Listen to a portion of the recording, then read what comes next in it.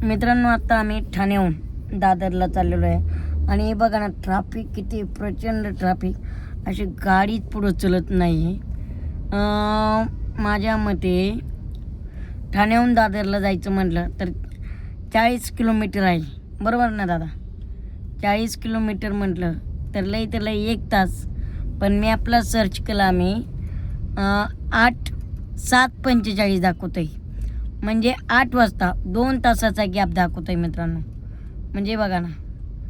आणि मुंबई ही आपण म्हटलं जातो राजधानी, पण आज ट्रॅफिकची समस्या एवढी आहे की गाड्याच चलत नाहीत. हे पा ट्रॅफिक कसलं भयंकर प्रश्न आहे ना ट्रॅफिकचं राव.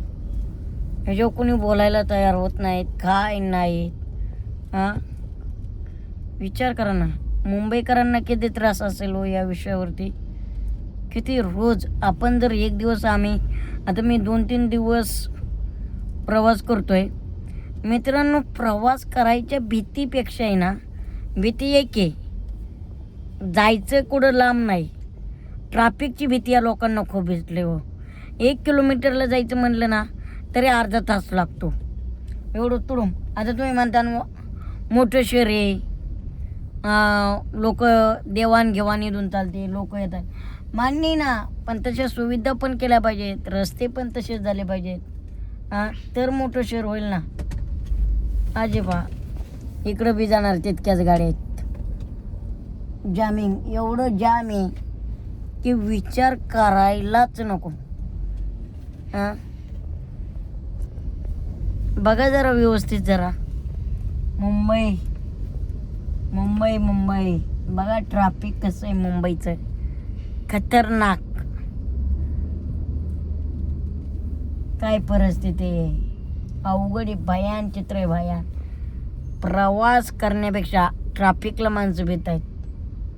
बरं, असं काही विषय नाही, पैसे नाहीत, पैशाची अडचणी आहे, सत्ता नाही आहे, मुंबईचे तेच फक्त कामं. आता सकाळी मी दाखवलं नाही आहे, पण तिकडून रस्त्यांचं काम चालू आहे. त्या रस्त्याच्या कामामुळे इकडं एवढं तुडुंब ट्रॅफिक जाम होतं आहे ना की भयान, विचारायलाच नको. जाम खाल्लाच विषय डायरेक्ट.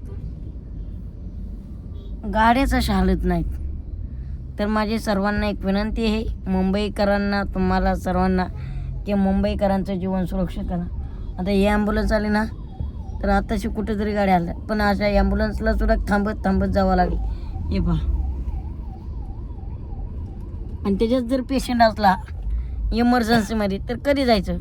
आता ॲम्ब्युलन्स थांबली पुढं, मग हे देणार ठेवा.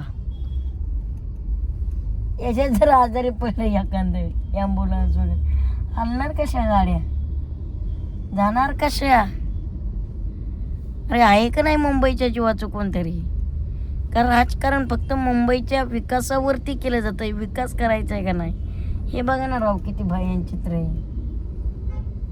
2 तास 40 किलोमीटरला